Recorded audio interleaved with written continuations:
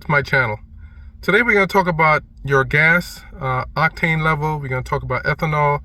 We're going to talk about what's the best gas to put in your W222 this is 2018 Mercedes-Benz S560. That goes back to the W222 2016 S550 as well. All the W222 series. What's the best gas to put in that car? Gonna go over it, show you a good diagram of a combustible engine and what happens inside of it, and we'll talk about pinging, and we'll talk about knock and stuff like that. So what I'm gonna go over is why do we have 3 different octane level of gas, and we're gonna eventually go to the pump, pump the gas. So for those of you who don't know how to pump gas, it's fairly simple. I'm gonna show you when I get to the pump what I do, and basically go from there. So let's get started. Okay, so one of the things I wanted to make notice of is the gas tank level, and as you can see, it's a little bit above the quarter mark. And if you're driving this car, try your best to keep it above the quarter mark. Do your best not to let it get underneath the quarter mark, because of course you're going to develop dirt and stuff in your gas tank. Yeah, you have a fuel filter, but best practice, try to get at least a little bit above a quarter mark. So right now I'm going to go to the gas station, I'm going to fill it up, and I'm going to show you which gas that I use and why. But this is just best practice when you're looking at your gauge. All right, so we have the 3 octane, 87, 89, 93. I'm going to talk about what is octane, what is ethanol. We're actually going to go to the gas station and we're going to fill up the tank because I made the car get low. Now, you never want to get the car that low, but I'm just doing it on purpose for the video to show you how much it's going to take to fill up the car with premium. Right now, there's no indication that says premium gas only in the dashboard, which is what I'm used to seeing. But we're going to go back to the filler cap and we're going to see if there's anything stamped there, and then we'll start. All right, we're at the gas station. We can go ahead and put some gas in this car.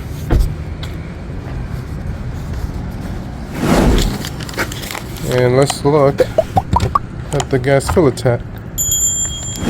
And let's see if there's anything here. All right, so it shows minimum octane of 91. So that's what we got to put. And we're gonna go ahead and we're gonna fill the tank. And here we have 93. We have a different octane, and of course we're gonna put 93. So let's go ahead and get started.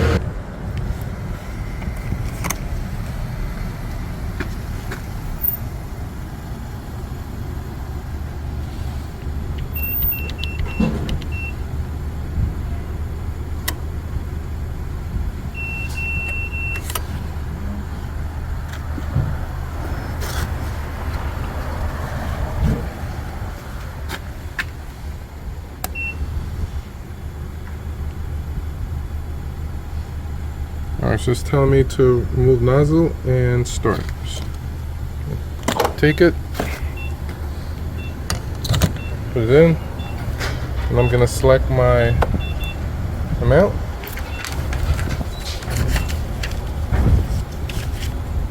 I'm going to go ahead and start pumping. And when you get a kickback, when you get like a click, that's when the gas tank is full. So the octane rating is a measure of the fuel ability to avoid knock. Knock occurs when the fuel is prematurely ignited in the engine cylinder, which degrades efficiency and could damage your engine over time. So knock is virtually unknown to modern drivers of today's day and age. Back around when the carburetor were in full effect, that's when you experience stuff like that. Now everything is computerized. You have a knock sensor in your car which detects knock and prevents that from happening. So at most retail gasoline station, 3 octane, like I said, 87 regular, 89 mid, 91 to 93 is premium. The higher the octane number, the more resistant the gasoline mixture to knock.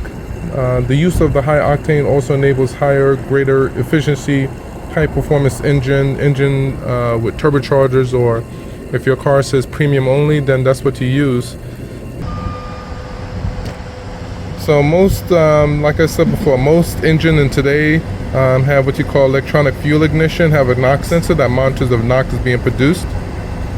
And a modern computer controlled engine, the ignition timer will be automatically altered by the engine management system, or ECM, to reduce knock to a acceptable level.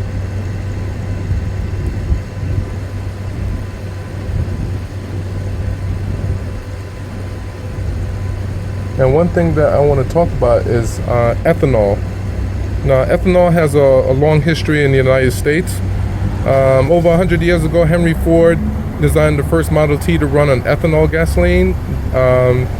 He did this because gasoline was not commonly available as it is today back in 1908, and farmers could produce ethanol very cheaply and use it for fuel for their vehicle. Essentially, you can run a Model T on a moonshine. So ethanol made a comeback as fuel during World War II when gasoline was strictly rationed. Today, 97% of the gasoline that's sold in the United States have ethanol in it.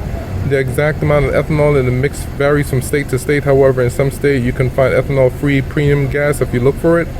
But in general, you can expect that the gasoline sold in the United States has about 10% ethanol in it. The gas pump basically shows you right there, may contain up to 10% ethanol. So it's just letting you know what's in your fuel.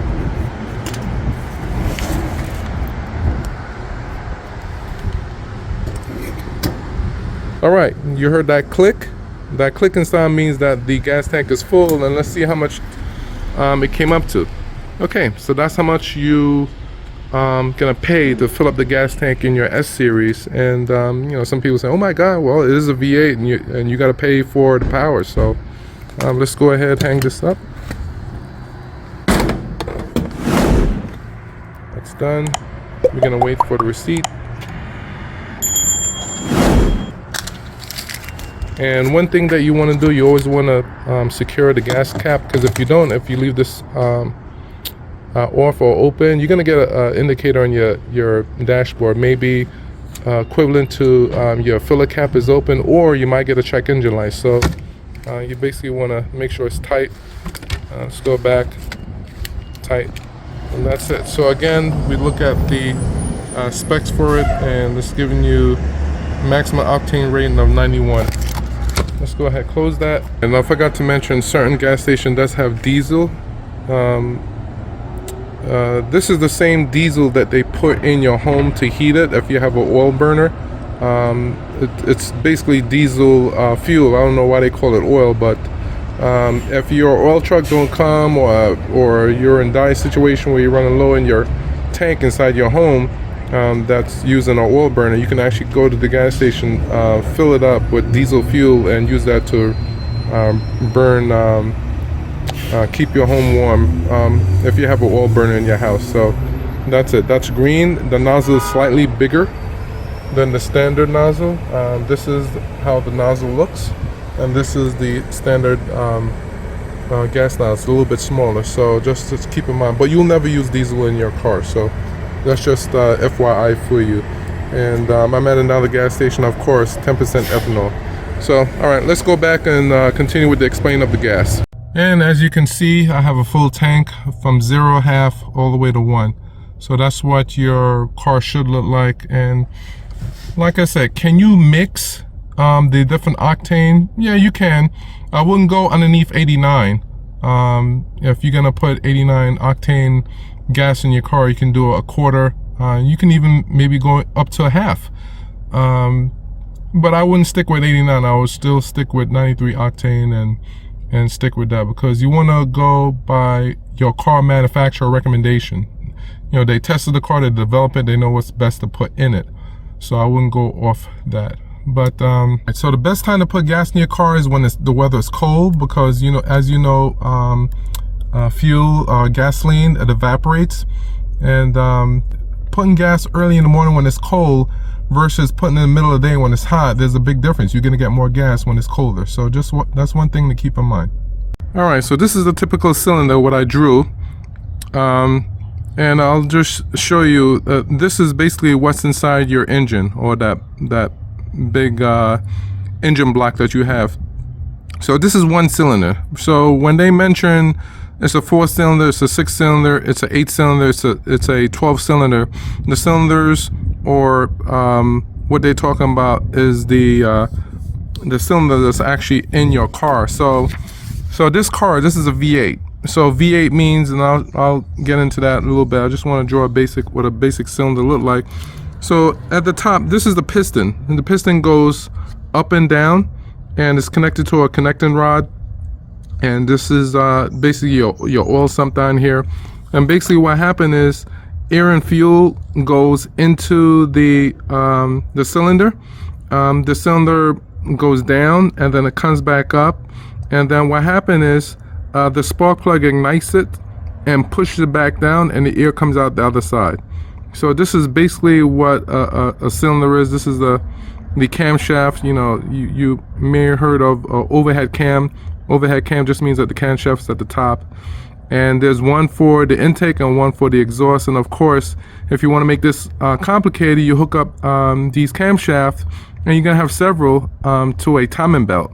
Back in the old days, we can adjust the timing belt by a timing light, turning the distributor cap, but that's back in the carburetor days where the computer didn't come into play yet. You know, the ECM and the TCM and all these other electronic gadget that they added to the engine to make it a little bit more complex than what it is. This complicated. So imagine a cylinder.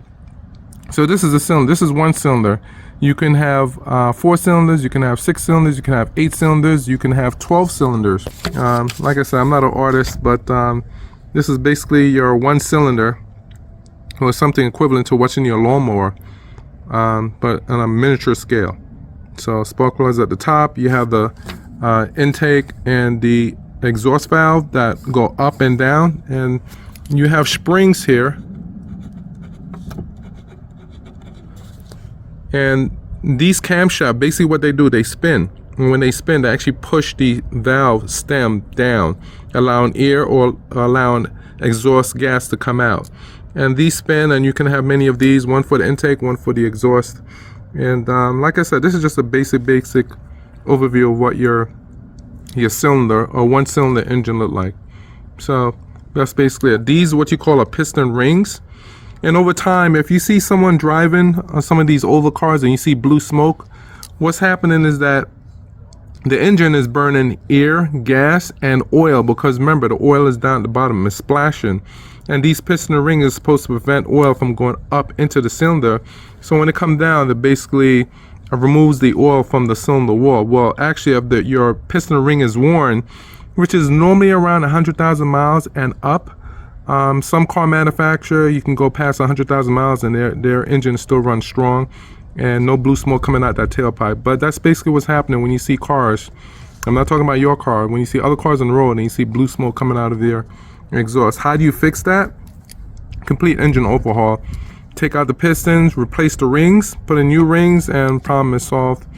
And but that's a big job, so don't wish that on anyone. So hopefully you learned a lot. Subscribe and like and share, and I'll talk to you soon.